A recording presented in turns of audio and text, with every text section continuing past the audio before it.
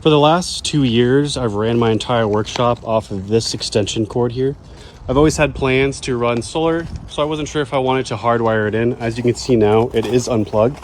And thanks to SunGold Power, they sent me this 5,000 watt inverter, which allows me to power the entire workshop now.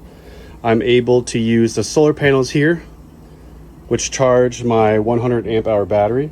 And that power comes back into the inverter and gets switched to 120 volts. And that comes out here. Got my breaker panel here, and that powers this power supply as of right now. Eventually I'll have everything hardwired in here, but that's another day. As of right now, I'm able to run all my lights, my TV, my speakers, my laptop, my CNC machine, all these other tools. So I'm excited to keep testing this to see if I have to add any more solar panels or any additional power. But I'm pretty stoked to have my entire workshop running off the grid now and being powered by the sun.